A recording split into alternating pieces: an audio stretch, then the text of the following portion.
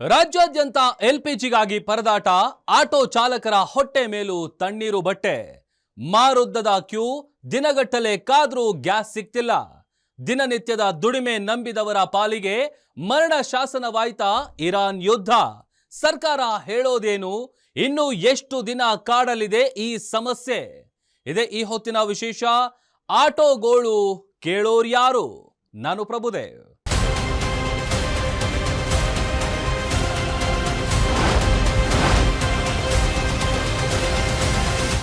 ಕೆಲವೊಮ್ಮೆ ಯಾರೋ ಮಾಡೋ ತಪ್ಪಿಗೆ ಇನ್ಯಾರೋ ಬೆಲೆ ತೆರಬೇಕಾಗತ್ತೆ.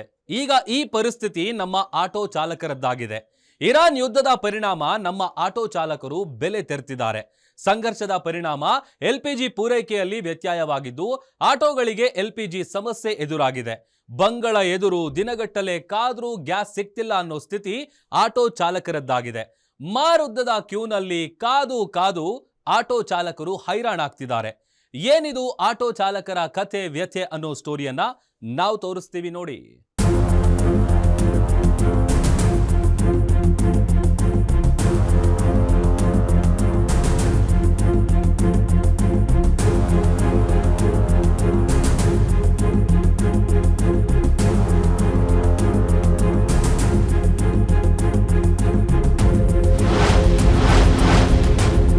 ದೂರದ ಇರಾನ್ನಲ್ಲಿ ನಡೀತಿದೆ ಭೀಕರ ಯುದ್ಧ. ಇಲ್ಲಿ ಆಟೋ ಚಾಲಕರ ಮೇಲೆ ಬಿತ್ತು ಬರೆ. ಕೆಲವೊಮ್ಮೆ ಯಾರೋ ಮಾಡದ ತಪ್ಪಿಗೆ ಇನ್ಯಾರೋ ಬೆಲೆ ತೆರಬೇಕಾಗುತ್ತೆ. ಆ ತಪ್ಪಿಗೂ ನಮಗೂ ಏನೂ ಸಂಬಂಧವೇ ಇಲ್ಲದೆ ಇದ್ರೂ ನಾವು ಇಲ್ಲಿ ಪರಿತಪಿಸಬೇಕಾಗುತ್ತೆ. ಈಗ ನಮ್ಮ ಆಟೋ ಚಾಲಕರ ಸ್ಥಿತಿ ಅಕ್ಷರಶಃ ಅದೇ ರೀತಿಯಾಗಿದೆ. ಎತ್ತಿಗೆ ಜ್ವರ ಬಂದರೆ ಎಮ್ಮೆಗೆ ಬರೆ ಅನ್ನೋ ಹಾಗೆ ಮಧ್ಯಪ್ರಾಚ್ಯದ ಯುದ್ಧದ ಪರಿಣಾಮ ಇಲ್ಲಿನ ಆಟೋ ಚಾಲಕರ ಜೇಬಿಗೆ ಕತ್ತರಿ ಬೀಳ್ತಿದೆ. ದೂರದ ಇರಾನ್ ವರ್ಸಸ್ ಇಸ್ರೇಲ್ ಅಮೆರಿಕಗಳು ಕಿತ್ತಾಡ್ತಾ ಇದ್ರೆ ಇಲ್ಲಿ ನಮ್ಮ ಆಟೋ ಚಾಲಕರು ಬಾಯಿ ಬಡಿದುಕೊಳ್ಳೋ ಪರಿಸ್ಥಿತಿ ನಿರ್ಮಾಣವಾಗಿದೆ. ಪರಿಣಾಮ ದಿನನಿತ್ಯದ ದುಡಿಮೆಯನ್ನೇ ನಂಬಿಕೊಂಡವರು ಪರಿತಪಿಸುವಂತಾಗಿದೆ.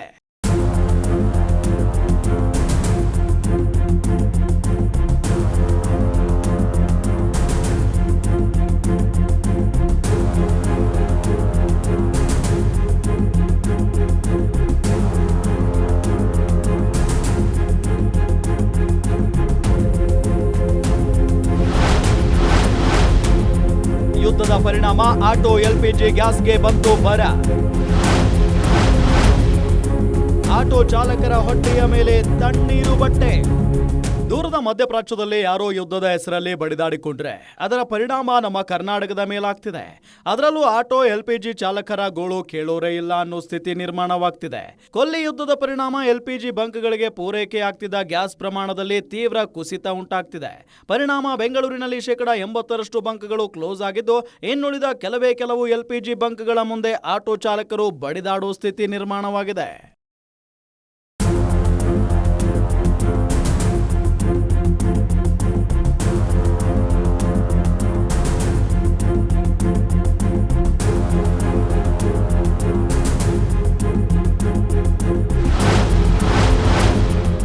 ಬಂಕ್ಗಳ ಮುಂದೆ ಆಟೋಗಳ ಮಾರುದ್ದದ ಕ್ಯೂ. ದಿನವಿಡೀ ಕಾದರೂ ಸಿಗ್ತಾ ಇಲ್ಲ ಆಟೋ ಎಲ್ಪಿಜಿ. ರಾಜಧಾನಿ ಬೆಂಗಳೂರಿನಲ್ಲಿ ಪರಿಸ್ಥಿತಿ ಯಾವ ರೀತಿ ಹದಗೆಟ್ಟಿದೆ ಅಂದ್ರೆ ಎಲ್ಪಿಜಿ ಅಭಾವದ ಕಾರಣಕ್ಕೆ 80% ಬಂಕ್ಗಳು ತಾತ್ಕಾಲಿಕವಾಗಿ ಬಂದ್ ಆಗಿವೆ. ಇನ್ನು ಅಳಿದುಳಿದ ಬಂಕ್ಗಳ ಮುಂದೆ ಗ್ಯಾಸ್ಗಾಗಿ ಆಟೋ ಚಾಲಕರು ಮುಗಿ ಬೀಳ್ತಿದ್ದಾರೆ. ಇದರ ಪರಿಣಾಮ ನೂರಾರು ಆಟೋಗಳು ಸರತಿ ಸಾಲಿನಲ್ಲಿ ನಿಲ್ತಿತ್ತು. ದಿನದ ಸಂಪಾದನೆ ಮಾಡೋದು ಹಾಗಿರಲಿ, ಆಟೋಗೆ ಗ್ಯಾಸ್ ತುಂಬಿಸೋದಕ್ಕೆ ಚಾಲಕರು ಹರಸಾಹಸ ಪಡ್ತಿದ್ದಾರೆ. 6:45 ಬಂದಿರೋದು ಇನ್ನ ಒಂದು 10 ಗಾಡಿ ಮೂವ್ ಆಗೈತೆ. ಇನ್ನೂ 150-200 ಗಾಡಿ ಹೋಗ್ಬೇಕು ಸರ್. ಗ್ಯಾಸ್ ಓಡಿಸೋಕ್ಕೆ 10:30-11 ಗಂಟೆ ಆಗ್ಬಿಟ್ರೆ ಆಮೇಲೆ ನಾವು ಏನು ಸಂಪಾದನೆ ಮಾಡೋದು, ಏನು ಮಾಡೋದು ಒಂದು ಗೊತ್ತಾಯ್ತು. ಎಲ್ಲಿ ಹೋಗಿ ತಲುಪುತ್ತೋ ಗೊತ್ತಾಯ್ತಲ್ಲ ಸರ್. ಇದು ನಮ್ಮ ಪರಿಸ್ಥಿತಿ. ಸರ್ಕಾರ ಇದ್ರ ಬಗ್ಗೆ ಸ್ವಲ್ಪ ಗಮನ ಕೊಟ್ಟು ನಮ್ಗೆ ಏನಾದ್ರು ಒಂದು ಮಾಡ್ಬೇಕು ಸರ್. ಗ್ಯಾಸ್ಗೋಸ್ಕರ ಮುಂಜಾನೆಯೇ ಬಂದು ಬಂಕ್ಗಳ ಮುಂದೆ ಜನ ಕ್ಯೂ ನಿಲ್ತಿದ್ದಾರೆ. ಆದರೆ ಏಕಕಾಲಕ್ಕೆ ನೂರಾರು ಆಟೋಗಳು ಕ್ಯೂ ನಿಲ್ತಾ ಇರೋದ್ರಿಂದ ಆಟೋಗೆ ಗ್ಯಾಸ್ ತುಂಬಿಸೋದಕ್ಕೆ ಅನೇಕ ತಾಸುಗಳ ಸಮಯ ಹಿಡಿತಿದೆ. ಗ್ಯಾಸ್ ತುಂಬಿಸೋಕೆ ಅರ್ಧ ದಿನ ಕಳೆದು ಹೋದ್ರೆ ಸಂಪಾದನೆ ಮಾಡೋದು ಯಾವಾಗ ಅಂತ ಚಾಲಕರು ಪ್ರಶ್ನೆ ಮಾಡ್ತಿದ್ದಾರೆ. ಹೀಗಾಗಿ ಸರ್ಕಾರ ಆದಷ್ಟು ಬೇಗ ಇದಕ್ಕೊಂದು ಪರಿಹಾರ ಕಂಡು ಹಿಡಿಯಬೇಕು ಅಂತಿದ್ದಾರೆ ಆಟೋ ಚಾಲಕರು.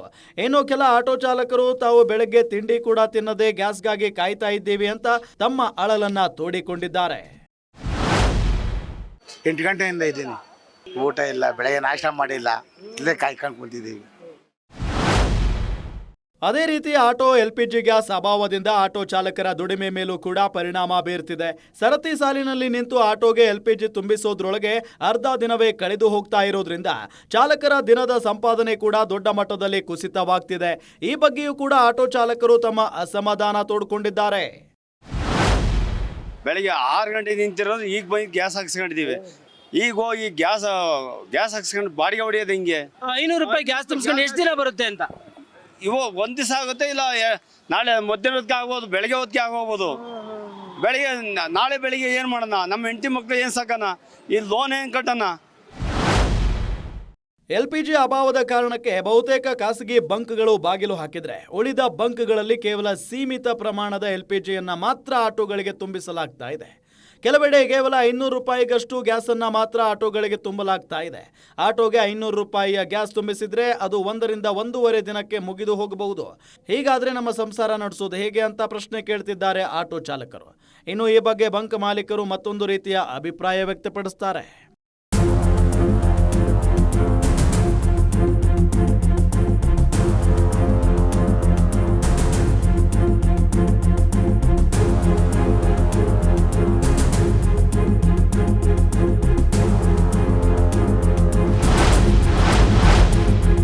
ಖಾಸಗಿ ಬಂಕ್ಗಳು ಮುಚ್ಚಿರೋದ್ರಿಂದ ಇಷ್ಟು ದೊಡ್ಡ ಅಭಾವ ಸೃಷ್ಟಿ. ಸಾಮರ್ಥ್ಯ ಮೀರಿ ಗ್ಯಾಸ್ ನೀಡಲು ಸಾಧ್ಯವಿಲ್ಲ ಎಂದ ಬಂಕ್ ಮಾಲೀಕರು.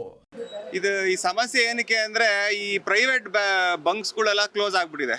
ಪ್ರೈವೇಟ್ ಆಟೋ ಗ್ಯಾಸ್ ಏಜೆನ್ಸಿ ಅವರೆಲ್ಲ ಕ್ಲೋಸ್ ಮಾಡ್ಕೊಂಡ್ಬಿಟ್ಟಿದ್ದಾರೆ. ಎಲ್ಲೂ ಈ ಗೋ ಗ್ಯಾಸ್ ಆಗಲಿ ಮತ್ತೆ ಸೂಪರ್ ಗ್ಯಾಸ್ ಆಗಲಿ ಅವ್ರು ಯಾರು ಡಿಸ್ಪೆನ್ಸ್ ಮಾಡ್ತಾ ಇಲ್ಲ, 1 ಲೀಟ್ರ್ ಕೂಡ ಕೊಡ್ತಾ ಇಲ್ಲ. ನಮಗೆ 3,000 ಸೇಲ್ಸ್ ಆಗ್ತಾ ಇತ್ತು, ಈಗ ಅದು ಡಬಲ್ ಆಗ್ತಾ ಇದೆ, 6,000 8,000 ಸೇಲ್ಸ್ ಆಗ್ತಾ ಇದೆ. ಸೊ ಅದಕ್ಕೆ ಈ ಶಾರ್ಟೇಜ್ ಬಂದಿರೋದು. ಈ 6,000 ಸೇಲ್ಸ್ಗೆ ಎಲ್ಲಿಂದ ತರೋಣ?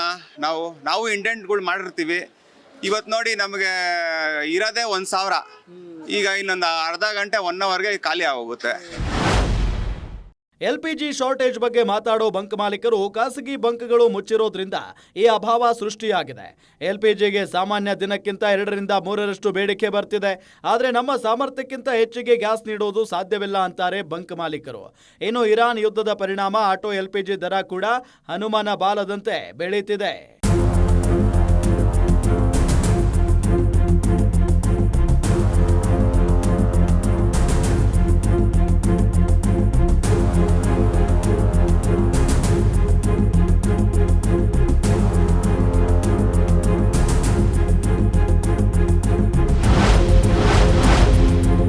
ಯುದ್ಧದ ಪರಿಣಾಮ ಆಗಸಕ್ಕೇರ್ತಿದೆ ಆಟೋ LPG ಬೆಲೆ. ಅಭಾವದ ಮಧ್ಯೆ ಆಟೋ ಚಾಲಕರ ಜೇಬಿಗೂ ಬಿತ್ತು ಕತ್ತರಿ. ಮಧ್ಯಪ್ರಾಚ್ಯದ ಯುದ್ಧದ ಪರಿಣಾಮ ಆಟೋ LPG ದರ ಶರವೇಗದಲ್ಲಿ ಹೆಚ್ಚಾಗ್ತಿದೆ. ಅಭಾವದ ಮಧ್ಯೆ ದಿನವಿಡೀ ಕ್ಯೂ ನಿಲ್ಲೋದ್ರ ಜೊತೆಗೆ ಸಿಗೋ ಈ ಗ್ಯಾಸ್ಗೂ ಕೂಡ ದುಬಾರಿ ದರ ನೀಡಬೇಕಾದ ಸ್ಥಿತಿ ಆಟೋ ಚಾಲಕರದ್ದಾಗಿದೆ. ಇನ್ನು ಬೆಂಗಳೂರಿನಲ್ಲಿ ಮಾರ್ಚ್ನಲ್ಲಿ ಆಟೋ LPG ಬೆಲೆ ಹೆಚ್ಚಳವನ್ನ ನೋಡೋದಾದ್ರೆ ಸಾರಿಗೆ ಇಲಾಖೆ ಮಾಹಿತಿ ಪ್ರಕಾರ ಬೆಂಗಳೂರಲ್ಲಿ ಸುಮಾರು 80,000 LPG ಆಟೋಗಳಿವೆ. ಇದೇ ಮಾರ್ಚ್ 11ರಂದು ಆಟೋ LPG ದರ 1 ಲೀಟರ್ಗೆ 69 ರೂಪಾಯಿಯಷ್ಟಿತ್ತು. ಆದರೆ ಮಾರ್ಚ್ 20ರ ವೇಳೆಗೆ ದರ 77 ರೂಪಾಯಿಗೆ ಏರಿಕೆಯಾಗಿತ್ತು. ಇನ್ನು ಅದೇ ವೇಳೆಗೆ ಖಾಸಗಿ ಬಂಕ್ಗಳ ದರ ಲೀಟರ್ಗೆ 85 ರಿಂದ 100 ರೂಪಾಯಿವರೆಗೂ ಏರಿಕೆಯಾಗಿತ್ತು. ಅದೇ ರೀತಿ ಏಪ್ರಿಲ್ 1ರ ಆಟೋ LPG ದರ ಲೀಟರ್ಗೆ 89 ರೂಪಾಯಿನಷ್ಟಿದ್ರೆ ಖಾಸಗಿ ಬಂಕ್ಗಳಲ್ಲಿನ ದರ ಲೀಟರ್ಗೆ 100 ರಿಂದ 115 ರೂಪಾಯಿಗೆ ಏರಿಕೆಯಾಗಿದೆ.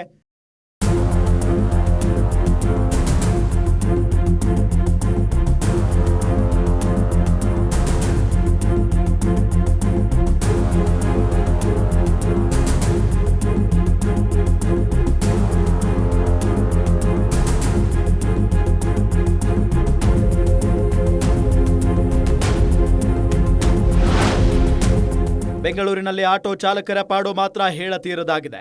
ಮೊದಲೇ ಆಟೋ LPG ದರ ಆಕಾಶಕ್ಕೇರ್ತಿದೆ. ಆದರೆ ದುಬಾರಿ ಬೆಲೆ ಕೊಡ್ತೀವಿ ಅಂದ್ರೂ ಕೂಡ LPG ಸಿಗ್ತಿಲ್ಲ ಅನ್ನೋ ಸ್ಥಿತಿ ನಿರ್ಮಾಣವಾಗಿದೆ. ಇನ್ನು ಕೆಲ ಆಟೋ ಚಾಲಕರು ಆಟೋ LPGಗಾಗಿ ಮನೆಗೂ ಸಹ ಹೋಗದೆ ದಿನಗಟ್ಟಲೆ ಬಂಕ್ಗಳಲ್ಲಿ ಕುಳಿತಿದ್ದಾರೆ. ನೈಟ್ 7 ಗಂಟೆ ಸರ್ ಹೇಳಿ ಇಲ್ಲೇ ಇದ್ದೀನಿ. ನಿನ್ನೆಂದ ಇಲ್ಲೇ ಮನೆಗೆ ಹೋಗಿಲ್ಲ. ಕೇರ್ಪುರಂ ನಮ್ದು. ನಿನ್ನೆಂದ ಹೋಗಿಲ್ಲ, ಇವತ್ತು ಹೋಗಿಲ್ಲ ಮನೆಗೆ. ಇಲ್ಲೇ ಇದ್ದೀನಿ. 20 ದಿವಸ ಆಗುತ್ತೆ. ವೇಟ್ ಮಾಡ್ತಾ ಇದ್ದೀವಿ.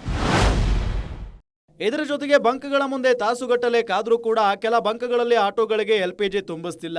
ಈ ಬಗ್ಗೆ ಕೂಡ ಆಟೋ ಚಾಲಕರು ತಮ್ಮ ಅಸಮಾಧಾನ ತೋಡ್ಕೊಂಡಿದ್ದಾರೆ. ಸರ್ ಗ್ಯಾಸೇ ಸಿಗ್ತಾ ಇಲ್ವಾ ಸರ್? ಗ್ಯಾಸೇ ಸಿಗ್ತಾ ಇಲ್ಲ. ಬಂಕ್ಗಳೆಲ್ಲ ಬಂದ್ ಮಾಡಿ ಎಲ್ಲ ಹಾಳು ಮಾಡಿ ಎಲ್ಲ ಇದಾಗೋಗ್ಬಿಟ್ಟೈತೆ. ಆಟೋಳೆ ಓಡ್ಸಕ್ ಆಗ್ತಾ ಇಲ್ಲ.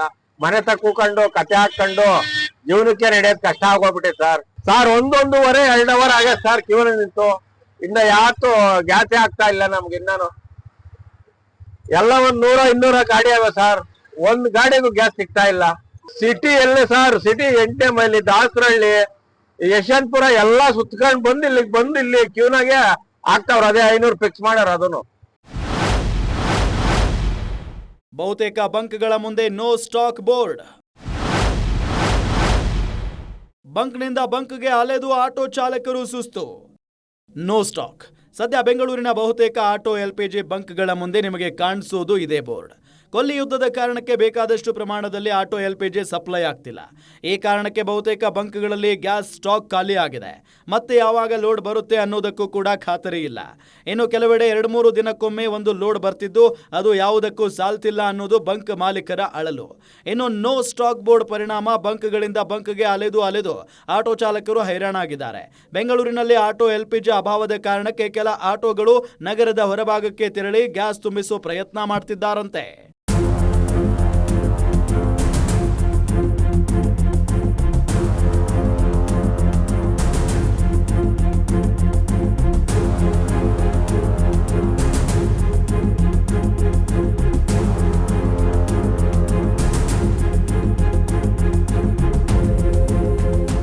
ಇರಾನ್ ಯುದ್ಧದ ಪರಿಣಾಮ ರಾಜ್ಯದ ಆಟೋ ಚಾಲಕರು ತತ್ತರಿಸುತ್ತಿದ್ದಾರೆ.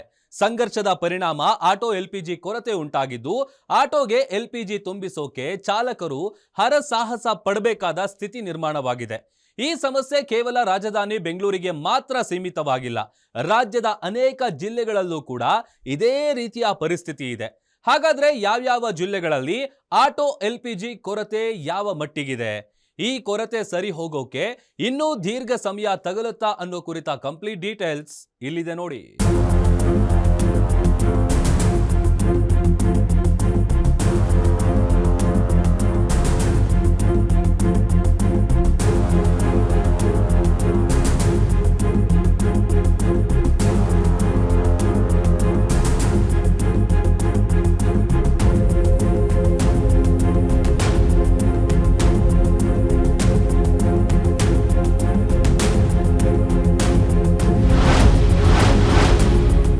ಕೇವಲ ರಾಜಧಾನಿ ಬೆಂಗಳೂರು ಮಾತ್ರವಲ್ಲ,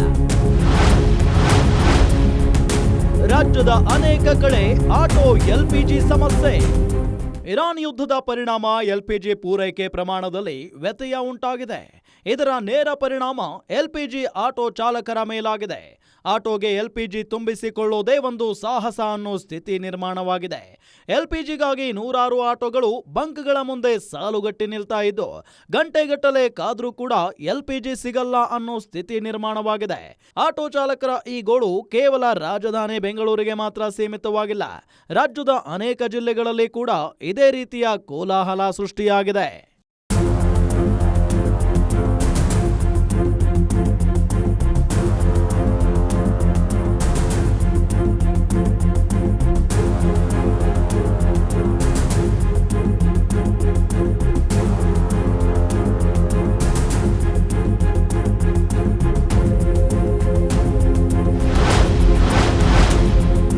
ಗಡಿನಾಡು ಬಳ್ಳಾರಿಯಲ್ಲೂ ಆಟೋ LPG ಕೊರತೆ. 7 ಬಂಕ್ಗಳಲ್ಲಿ ಬಾಗಿಲು ಮುಚ್ಚಿದ 5 ಬಂಕ್ಗಳು. ಆಟೋ LPG ಕೊರತೆ ಕೇವಲ ಬೆಂಗಳೂರು ನಗರಕ್ಕೆ ಮಾತ್ರ ಸೀಮಿತವಾಗಿಲ್ಲ. ರಾಜ್ಯದ ಇತರೆ ಜಿಲ್ಲೆಗಳಿಗೂ ಕೂಡ ಈ ಸಮಸ್ಯೆ ವ್ಯಾಪಿಸಿದ್ದು ಅಂತಹ ಜಿಲ್ಲೆಗಳಲ್ಲಿ ಗಡಿನಾಡು ಬಳ್ಳಾರಿ ಕೂಡ ಒಂದು. ಬಳ್ಳಾರಿಯಲ್ಲಿ ಆಟೋ LPG ಕೊರತೆ ತೀವ್ರವಾಗಿದ್ದು ಬಳ್ಳಾರಿ ನಗರದಲ್ಲಿನ 7 LPG ಬಂಕ್ಗಳ ಪೈಕಿ 5 ಬಂಕ್ಗಳು ಈಗಾಗಲೇ ಕ್ಲೋಸ್ ಆಗಿವೆಯಂತೆ. ಈ ರೀತಿಯಾದ್ರೆ ನಮ್ಮ ಜೀವನ ನಡೆಸೋದು ಕಷ್ಟ ಅಂತಿದ್ದಾರೆ ಅಲ್ಲಿನ ಆಟೋ ಚಾಲಕರು.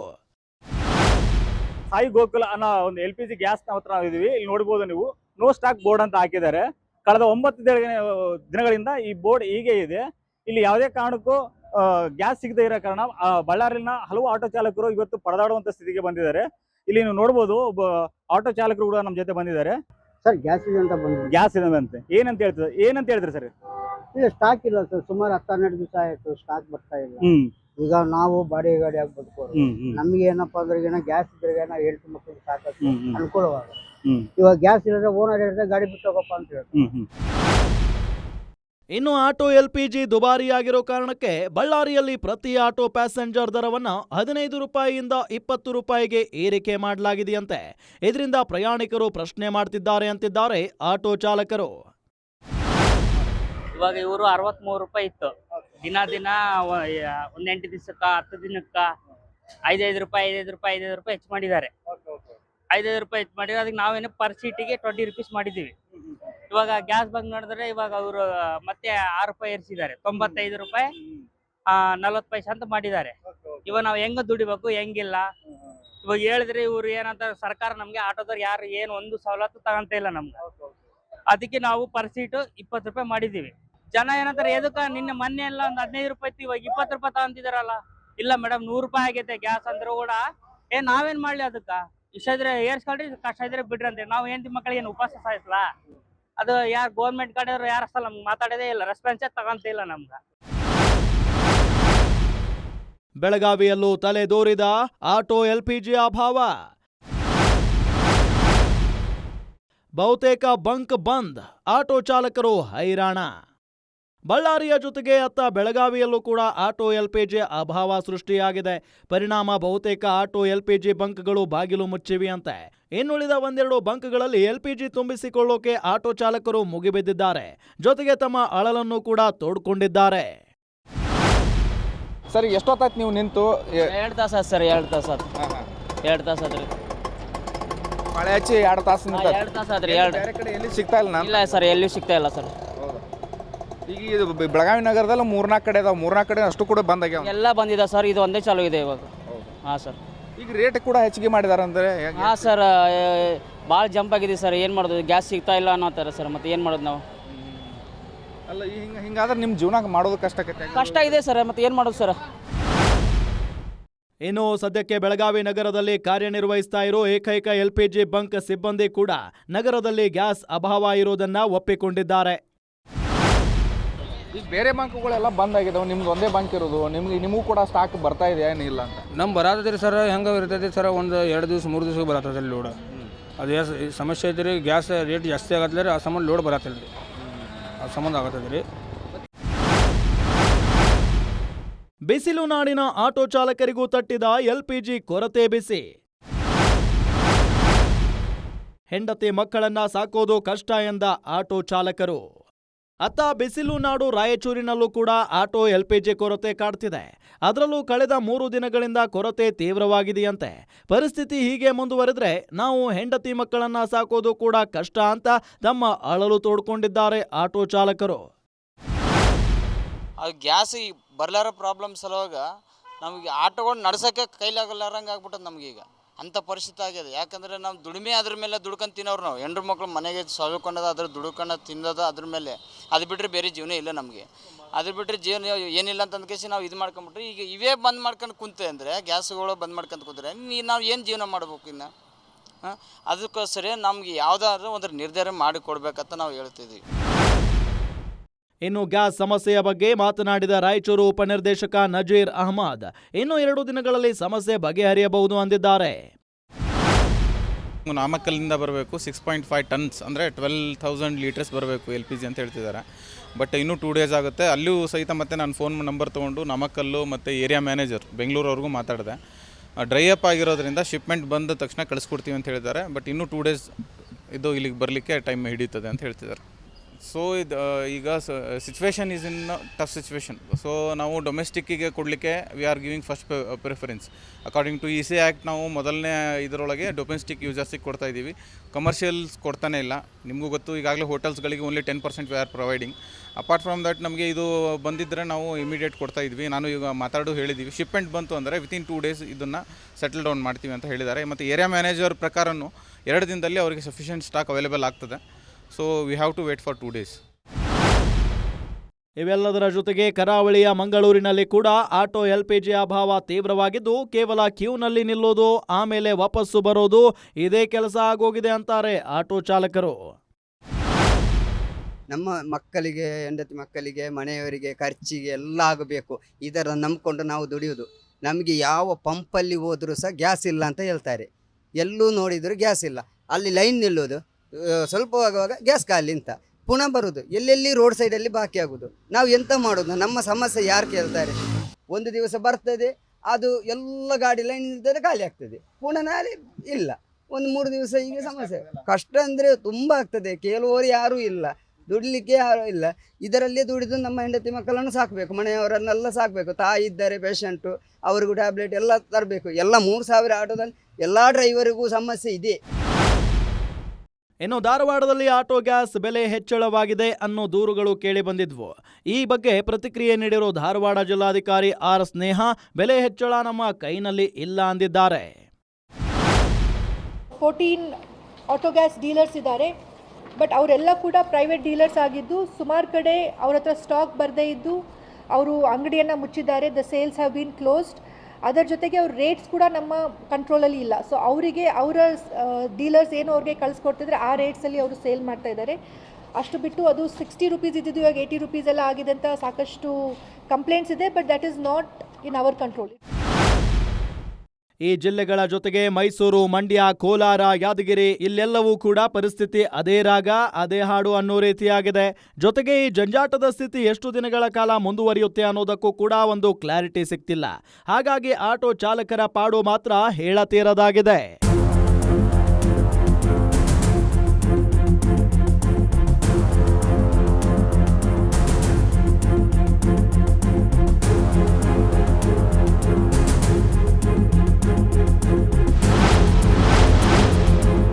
ರಾಜ್ಯದ ಆಟೋ LPG ಕೊರತೆಗೆ ಮುಕ್ತಿ ಯಾವಾಗ? ಯುದ್ಧ ಮುಗಿಯುವವರೆಗೂ ಸಮಸ್ಯೆ ಮುಂದುವರಿಯುತ್ತಾ? ಹೌದು, ಕೊನೆಯದಾಗಿ ಮೂಡ್ತಾ ಇರೋ ಪ್ರಶ್ನೆ ಅಂದ್ರೆ ಇದೆ. ರಾಜ್ಯದ ಆಟೋ LPG ಕೊರತೆ ಸಮಸ್ಯೆಗೆ ಮುಕ್ತಿ ಯಾವಾಗ ಅನ್ನೋದು. ಕೆಲವು ವರದಿಗಳ ಪ್ರಕಾರ ಸದ್ಯದಲ್ಲೇ ಈ ಕೊರತೆ ಬಗೆಹರಿಯಬಹುದು. ಕೇಂದ್ರ ಸರ್ಕಾರ ಕೂಡ ದೇಶದಲ್ಲಿ ಗ್ಯಾಸ್ ಕೊರತೆ ಇಲ್ಲ ಅಂತಿದೆ. ಆದರೆ ಅತ್ತ ಆಟೋ ಚಾಲಕರ ಬವಣೆ ಮಾತ್ರ ತಪ್ತಾ ಇಲ್ಲ. ಹಾಗಾಗಿ ಯುದ್ಧ ಮುಗಿಯುವವರೆಗೂ ನಮ್ಮ ಗೋಳು ತಪ್ಪಿದ್ದಲ್ಲ ಅಂತಿದ್ದಾರೆ ಆಟೋ ಚಾಲಕರು.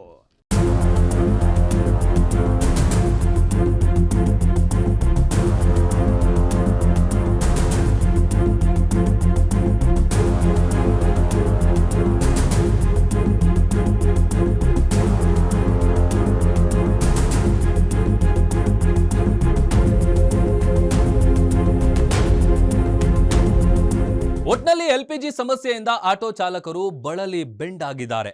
ಆದಷ್ಟು ಬೇಗ ಸರ್ಕಾರ ಈ ಬಗ್ಗೆ ಗಮನ ಹರಿಸಲಿ ಅನ್ನೋದು ನಮ್ಮ ಕಳಕಳಿ. ಇದಾಗಿತ್ತು ಈ ಹೊತ್ತಿನ ವಿಶೇಷ. ನೋಡ್ತಾರಿ ಗ್ಯಾರಂಟಿ ನ್ಯೂಸ್, ಸುದ್ದಿ ಖಚಿತ, ನ್ಯಾಯ ನಿಶ್ಚಿತ.